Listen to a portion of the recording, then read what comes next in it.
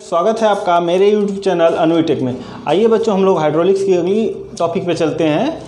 क्या कुछ है, जैसे न्यूटन्स लॉ से रिलेटेड टू टर्म्स आते हैं। क्या एक होता है वेलोसिटी ग्रेडियंट, एक आता है उसमें वेलोसिटी ग्रेडियंट, एक आता है रेट ऑफ शियर स्ट्रेन। तो velocity gradient he rate of shear strain है। दोनों चीज़ें बच्चों बराबर है। उसी चीज़ को हम लोग क्या करेंगे, समझेंगे।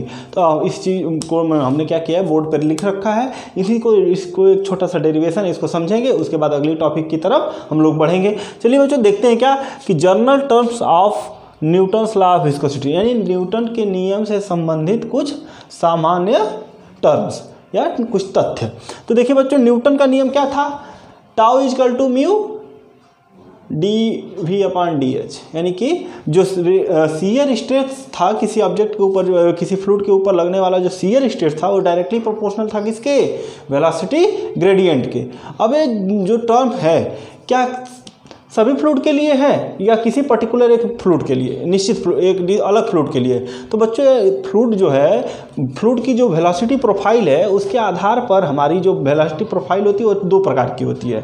एक होती है क्या आपकी लीनियर वेलोसिटी प्रोफाइल, एक होती है non linear velocity profile. Linear velocity profile का मतलब होता है कि बच्चों की द्रव जो है, जो फ्लो हो रहा है, जो द्रव बह रहा है वह स्थिर है, वह लगभग क्या है, स्थिर मान के चलते। जैसे तालाब का पानी, नदी का पानी, मतलब सामान्य दिनों में, बारिश के दिनों की बात ना करें तो सामान्य दिनों में जो नदी का पानी है या तालाब का पानी है, ये सब क्या है, ये लीनियर वेलोसिटी प्रोफाइल है, यानी इनमें आपको हलचल बहुत निग्लेजिबल होती है। और नॉन लीनियर वेलोसिटी प्रोफाइल जो होती है बच्चों फ्लूइड की, इसमें क्या होता है कि उसमें जो वेलोसिटी में काफ़ी ज़्यादा वेरिएशन आता है।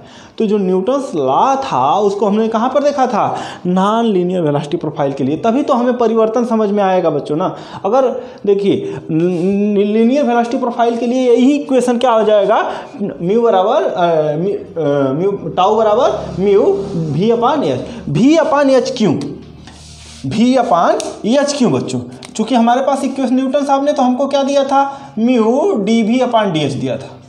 तो हमारा यह, इसको हम v बाई एच क्यों लिख रहे हैं लीनियर वेलोसिटी प्रोफाइल के लिए, क्योंकि बच्चों जब लीनियर वेलोसिटी प्रोफाइल की जब बात आती है तो जो वेलोसिटी में परिवर्तन होता है या क्या हो जाता है, अत्यंत नगण्य हो जाता है, बहुत कम, लगभग v के बराबर हो जाता है, यानी कि बहुत घट जाता है, यानी परिवर्तन देखने को नहीं मिलता। और उस लेयरों के बीच में अंतर भी हम नहीं देख पाते हैं, और एच जो है लगभग बराबर हो जाता है किसके, कैपिटल एच की। तो यही चीज़ हमने यहाँ पर समझाने की कोशिश की है कि जो न्यूटन्स लॉ ऑफ विस्कोसिटी है वह इस लीनियर वेलोसिटी प्रोफाइल के लिए क्या होगा, टाउ बराबर म्यू वी बाई एच। और नॉन लीनियर वेलोसिटी प्रोफाइल में क्या होगा कि हमें ये सारी चीज़ें स्पष्ट दिखेंगी। क्या, वेलोसिटी में परिवर्तन भी समझ में आएगा और ऊंचाई में भी परिवर्तन दिखने को मिलेगा। कैसे बच्चों ऊंचाई में परिवर्तन देखने को मिलेगा, वेलोसिटी प्रोफाइल देखने को नहीं मिलेगा। तो देखिए बच्चों, जब बारिश के दिनों में क्या होती है, बाढ़ आती है, समुद्र की लहरों के ऊपर आप जाए और उसे देखें तो देखिए लहरें क्या होती है, बार बार ऐसे ऐसे ऐसे ऐसे चलती है, यानी ऊपर वाली जितनी लेयर होगी उसकी वेलोसिटी ज़्यादा। लेकिन जैसे समुद्र के तली के नीचे आप, पानी के तली के नीचे आप अंदर जाते हैं तो उसकी जो नीचे वाली लेयर्स होती है उनकी वेलोसिटी क्या होती जाती है, कम होती जाती है। तो हमें क्या होता जाता है कि वेलोसिटी में वेरिएशन देखने को मिलता है, साथ ही साथ ऊंचाई में भी क्या होता है, वेरिएशन देखने को मिल जाता है। जैसे लहरें चलती हैं, क्या करती हैं, लहरें ऐसे उठती हैं, गिरती हैं, तो हाइट में भी हमें क्या होता है, लगातार वेरिएशन देखने को मिलता है। तो यही है जो न्यूटन्स लॉ ऑफ विस्कोसिटी आप लोगों को दिखाया गया था, वो कैसा था, किसके लिए था, नॉन लीनियर वेलोसिटी प्रोफाइल के लिए था। एग्जाम्स में, जेईई के एग्जाम्स में ये सब क्वेश्चन आते हैं कि लीनियर वेलोसिटी प्रोफाइल के लिए क्या होगा, नॉन लीनियर वेलोसिटी प्रोफाइल के लिए क्या होगा। तो इतना अंतर समझ में आ गया बच्चों, ठीक है। इसके बाद देखिए, इसमें भी एक टर्म्स आता है वेलोसिटी ग्रेडियंट, जिसे आप लोगों ने देखा है क्या, वेलोसिटी ग्रेडियंट, वेग प्रवणता आपको देखने को मिली है, यानी कि लंबाई के सापेक्ष या दूरी के सापेक्ष या ऊंचाई के सापेक्ष जो वेग में परिवर्तन होता है उसे क्या कहते हैं, वेलोसिटी ग्रेडियंट कहते हैं या वेग प्रवणता कहते हैं। तो बच्चों वेग प्रवणता, अब वेग प्रवणता को हमने भी लिख दिया है D theta upon D T. ये है क्या, तो वेग प्रवणता कर्तन विकृति परिवर्तन के दर, परिवर्तन की दर कि क्या होता है, बराबर होता है। क्या होता है, बराबर होता है। यानी कि जो वेग प्रवणता है बच्चों, यही हमारा जो है कर्तन विकृति परिवर्तन की दर के बराबर होता है। दर विकृति परिवर्तन की दर के बराबर क्यों बच्चों, कैसे हो जाता है, आइए इसी को एक बार समझ लेते हैं, इसको प्रूफ कर लेते हैं, ठीक है। तो देखिए बच्चों, हमने बताया था पहले ही दिन कि हमारे पास क्या है, कोई फ्लूइड है जो कि फ्लो हो रहा है, इसके ऊपर हमने क्या किया, शियर फोर्स अप्लाई कर दिया। क्या किया, शियर फोर्स अप्लाई कर दिया। जब शियर फोर्स अप्लाई कर दिया तो मान लीजिए कि प्रारंभिक अवस्था में इसकी वेलोसिटी क्या है, v है, t समय बाद इसकी वेलोसिटी क्या आ जाती है, dv हो जाती है। तो dv हो जाती है तो टोटल वेलोसिटी अगर देखे जाए तो v प्लस dv हो जाती है, यानी वेलोसिटी क्या होती जाती है, बढ़ती जाती है। जैसे जैसे शियर फोर्स हम बढ़ाते जाते हैं वेलोसिटी क्या होती जाती है, बढ़ती जाती है। तो इसी चीज़ को हमने लिखा, एक फिगर के माध्यम से आपको समझाने की कोशिश किया। मान लिया, देखिए बच्चों, ये क्या है हमारा, इसी फ्लूइड का कोई एक पार्टिकल है जिसके ऊपर हम लोगों को शियर फोर्स लगाना है। तो अभी जब प्रारंभिक अवस्था में फ्लो हो रहा था, कोई शियर फोर्स नहीं लग रहा था, तो इसकी वेलोसिटी थी v। लेकिन आफ्टर टी टाइम जब हम लोगों ने शियर फोर्स लगाया तो इसकी वेलोसिटी बढ़ के क्या हो गई, v प्लस dv हो गई। और इसकी लोअर लेयर की वेलोसिटी क्या थी, v। तो ऊपर वाली लेयर की जब भी वेलोसिटी होगी क्या होगी, v प्लस dv होगी। शियर फोर्स लगने के कारण अपर लेयर की वेलोसिटी तेजी से बढ़ती है। इनिशियल स्टेट में मान लेते हैं कि क्या थी, दोनों की वेलोसिटी बराबर थी, लेकिन शियर फोर्स लगने से वेलोसिटी में क्या होगा, वृद्धि होगा, तो v प्लस dv हमने लिख दिया। तो यह था प्रारंभिक समय में। यदि इस समय अंतराल में जब स्थिर अवस्था में था तो यह ऑब्जेक्ट अगर क्या किया था, देखिए इस वाले फिगर में मैंने इसका क्या किया, ग्राफ दिखाया है कि जब इनिशियल टाइम इंटरवल में जब इस पर कोई शियर फोर्स नहीं अप्लाई किया गया था, हम लोगों ने नहीं किया था, तो क्या था, यह x दूरी ट्रेवल किया था। क्या कितना दूरी ट्रेवल किया था, x दूरी। लेकिन आफ्टर शियर फोर्स, यानी शियर फोर्स लगाने के बाद ये इसमें क्या होगा, इतनी dv की वृद्धि हो रही थी, यानी कि इसमें जो है इसकी लंबाई में क्या होगी, अपर लेयर कुछ आगे चली जाएगी, यानी यह लेयर x डैश दूरी चली गई। ठीक है बच्चों, तो देखिए प्रारंभिक समय में जो वेलोसिटी होगी क्या होगा, विस्थापन बटे समय। विस्थापन बटे समय ही तो होता है ना वेलोसिटी बराबर। तो हमारा जो विस्थापन था प्रारंभिक समय में क्या था, x अपान dt था। तो यह x बराबर कितना दूरी चलेगा, यह v dt के बराबर चलेगा। तो इसी दूरी को बच्चों इस ग्राफ में देखिए हमने क्या लिखा है कि v dt चला है। ठीक है, अब t समय पश्चात, आफ्टर dt समय पश्चात, यानी कुछ समय के बाद अगर देखा जाए तो यह क्या हो जाएगा, v प्लस dv हो जा रही है वेलोसिटी। वेलोसिटी में क्या हो रही है, वृद्धि हो रही है, तो v प्लस dv हो जा रही है। तो यह क्या होगा, x डैश अपॉन dt, जो कि x दूरी डैश दूरी चल रहा है। तो यहाँ से x डैश का मान क्या निकाला है, v dv है, तो dt जब इधर आएगा बच्चों तो क्या हो जाएगा, v dt plus dv dt। इतनी बातें समझ में आ गई। ठीक है बच्चों, अब देखिए बच्चों कि जब शियर फोर्स लगने के कारण इसके लेयर में क्या हो रही है, अपर लेयर की वेलोसिटी ज़्यादा बढ़ जा रही है, लोअर वाली की कुछ कम बढ़ेगी।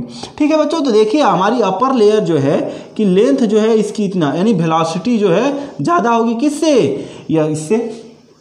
तो देखिए इसमें जो है कि हमें एक क्या मिलेगा, स्ट्रेन देखने को मिलेगा। स्ट्रेन देखने को मिलेगा, कैसा strain, shear strain. Shear strain देखने को मिलेगा, यानी कि इसमें डी थीटा परिवर्तन हो जाएगा। एक तरह से देखें तो क्या आ जाएगा, थीटा लंबाई में परिवर्तन होगा, या थीटा कोण विस्थापित हो जाएगी अपर लेयर। जब थीटा कोण विस्थापित हो जाएगी तो बच्चों देखिए हमारे पास एक ट्रायंगल मिलेगा, क्या, ए वाला, ये ट्रायंगल मिलेगा। यानी कि तब इस ट्रायंगल में अगर हम बात करें टैन थीटा की, क्या बात करें, टैन डी थीटा, तो टैन डी थीटा बराबर क्या होगा, लंब बटे आधार। तो लंब क्या है, dv dt बटे आधार क्या है बच्चों, ये है dh।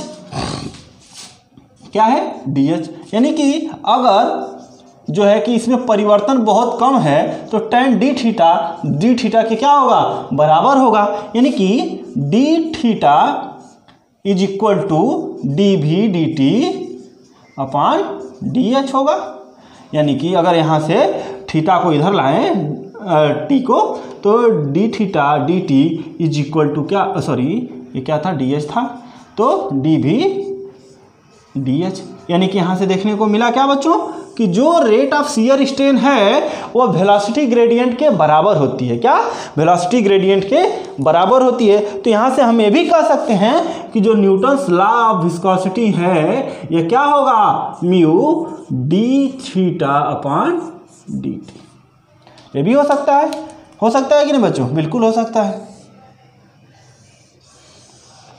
तो इतनी चीज़ें आप लोगों ने क्या किया, देख लिया। ये बात प्रूफ भी हो गई कि जो मैंने लिखा है कि वेलोसिटी ग्रेडियंट फ्लूइड के लिए क्या होती है, D theta upon shear strain, rate of shear strain की क्या होती है, बराबर होती है। तो ये चीज़ क्या हो गई, प्रूफ भी हो गई। आप बच्चों इसको स्क्रीनशॉट ले लीजिए और इसे नोट्स में अपने मेंशन कर लीजिएगा। Thank you. आइए बच्चों अब आगे बढ़ते हैं कंप्रेसिबिलिटी की तरफ। कहाँ बच्चों, कंप्रेसिबिलिटी और बल्क मॉडुलस क्या होता है इसको भी देख लेते हैं। देखिए बच्चों, कंप्रेसिबिलिटी की तरफ चलते हैं। संपीड्यता,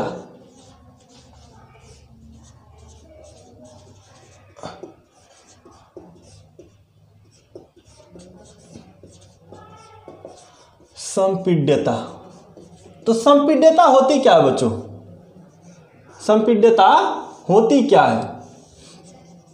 तो देखिए, एक्सटर्नल फोर्स या प्रेशर के कारण, बाह्य बल अथवा दाब के कारण जब कोई फ्लूइड अपने आयतन में क्या कर दे? परिवर्तन कर दे। क्या कर दे? परिवर्तन कर दे। तो ऐसे फ्लूइड की इस प्रॉपर्टी को क्या कहते हैं? संपीड्यता कहते हैं। यानी कि बाह्य दाब के प्रभाव में यदि किसी फ्लूइड के आयतन में क्या हो जा रहा है? परिवर्तन हो जा रहा है, तो फ्लूइड की इस प्रॉपर्टी को क्या कहते हैं? संपीड्यता कहते हैं। इसे बच्चों हम क्या करते हैं? बीटा से डिनोट करते हैं। किससे? बीटा से डिनोट करते हैं। यह होता है माइनस dv अपान v अपान dp। क्या होता है? dv अपान v अपान dp। निगेटिव साइन यह शो करता है बच्चों कि बाह्य बल के या बाह्य दाब के प्रभाव में आयतन में क्या हो रही है? कमी आ रही है। जैसे देखिए, यह कोई हमारे पास क्या है? फ्लूइड का कोई फ्लूइड है, कंप्रेसिबल फ्लूइड है। ठीक है बच्चों, हमने क्या किया, इस पर मान लीजिए प्रेशर इनिशियल समय में क्या लग रहा था? P, मास क्या था? m, और आयतन इसका क्या था? V। क्या था? प्रेशर इसका, इस पर जो अप्लाइड प्रेशर P था अभी फिलहाल, और जो मास था इसका m था, और V क्या था? आयतन था। अब हमने क्या किया कि इस पर प्रेशर थोड़ा बढ़ा दिया। क्या किया? प्रेशर बढ़ा दिया। तो प्रेशर बढ़ाएंगे तो क्या होगा? आयतन में कमी होगी। यानी कि यही जो है इतना हो जाएगा, आयतन में क्या हो जाएगी? कमी हो जाएगी। तो आयतन में कमी होने के बाद मान लेते हैं कि इस पर प्रेशर जो है वॉल्यूम क्या हो जाता है? dv आयतन इसका घट जाता है। क्या हो जाता है? घट जाता है। और मास जो है वही कांस्टेंट रहेगा। मास क्या रहेगा? कांस्टेंट रह जाता है। तो बच्चों यही होता है कि जब देखिए क्या हुआ, बाह्य प्रेशर के दबाव में या फ्लूइड ने क्या किया? अपने आयतन को कम कर लिया या घटा लिया। तो इसी फ्लूइड के इसी गुण को क्या कहते हैं? कंप्रेसिबिलिटी से कहते हैं, कंप्रेसिबिलिटी कहते हैं। और यही कंप्रेसिबिलिटी जो है होती है आपकी क्या हो गई? क्या हो गई? बीटा के बराबर हो गई। और होती है क्या? माइनस dv अपान v अपान dp। होता कैसे है बच्चों? आइए देख लेते हैं कि जो dv है यह क्या होगा? आयतन जो वॉल्यूम में इसके क्या हो जा रहा है? परिवर्तन हो रहा है, आयतन में परिवर्तन हो रहा है। तो क्या होगा? Final volume minus initial volume. Final volume minus initial volume. तो फाइनल वॉल्यूम क्या होगा बच्चों? फाइनल वॉल्यूम क्या होगा? आइए देखते हैं। फाइनल वॉल्यूम मान लीजिए क्या हो रहा है? dv हो रहा है। क्या हो रहा है? dv क्या हो रहा है? कम हो रहा है। किससे? v से। किससे कम हो रहा है? v से। dv, v माइनस dv, यही तो कम हो रहा है ना भैया। हाँ, यही कम हो रहा है। तो माइनस इनिशियल वैल्यूम, प्रारंभिक वैल्यूम क्या था? v था। देखिए ये क्या हो गया? कट गया। यानी कि जो dv था, जो आयतन में कमी हो रही थी, कितना कमी हो रही थी? माइनस dv के। तो निगेटिव सिंबल हमारा यही शो कर रहा है कि आयतन में क्या हो रही है? कमी आ रही है। इसके बाद प्रेशर पर चलते हैं बच्चों कि प्रेशर क्या होगा? जो dp, इस पर मान लीजिए प्रेशर में जो परिवर्तन कर रहे हैं, तो यह भी होगा क्या? p final minus p initial. P final minus P initial. तो देखिए P फाइनल क्या होगा? यानी कि जब भी होगा तो वृद्धि हो रही है ना, तभी तो आयतन में कमी आ रही है। वृद्धि हो रहा है, प्रेशर में क्या हो रही है? वृद्धि हो रही है, तभी आयतन में कमी आ रही है। तो फाइनल प्रेशर क्या होगा? जब भी होगा P प्लस dP होगा, माइनस इनिशियल होगा P। अब देखिए कट गया, यह क्या हो गया? dP। तो यानी कि जो dP है, ये तो है ही है, इतना ये निगेटिव नहीं होगा, प्रेशर का मान निगेटिव नहीं हो रहा है, वो तो बढ़ रहा है, लेकिन आयतन क्या हो रहा है, घट रहा है। यानी कहने का मतलब यहाँ पर हमारा इसको बताने का मतलब यही था कि प्रेशर बढ़ने से जो कंप्रेसिबल फ्लूइड होते हैं उनके आयतन में क्या होती है, कमी होती है। प्रेशर बढ़ने से किसी कंप्रेसिबल फ्लूइड के आयतन में कमी होती है। ठीक है बच्चों, तो इतनी चीज़ें हमें लगता है आप समझ गए होंगे। अगर नोट्स करना है तो कर लीजिए, इधर मिटाते हैं, अगली बात इधर भी बता दिया जाए, अगली समय को वेस्ट ना किया जाए, ज़्यादा कम समय में अच्छी वीडियो आपके पास पहुँचे। लिखने का बच्चों यही पर्पज़ मेरा है बस कि आपके समय को बचाना। बहुत से बच्चे सोच रहे होंगे कि नहीं सर नकल करते हैं, करके पढ़ाते हैं, तो ठीक है बच्चों, आपकी जैसी सोच है सोचिए, मुझे उससे फ़र्क नहीं पड़ता है, लेकिन आपको अच्छी चीज़ें समझ में आनी चाहिए। ठीक है, चीज़ें समझ में आनी चाहिए, आपको जो सोचना है सोचिए, बशर्ते समय बचेगा आपका। अभी मैं लिख के एक दिन पढ़ा के आपको वीडियो डाल दूंगा तो देखेंगे आपके उसमें एक टॉपिक भी नहीं खत्म होगा और बहुत 20 मिनट 25 मिनट की वीडियो बन जाएगी। क्या मतलब ऐसी वीडियो का सर बच्चों। ठीक है, तो आइए अब हम लोगों ने क्या समझ लिया, संपीड्यता समझ लिया, कंप्रेसिबिलिटी समझ लिया। अब चलते हैं हम लोग, एक हमारे टर्म आता है बल्क मॉडुलस। क्या आता है, बल्क मॉडुलस।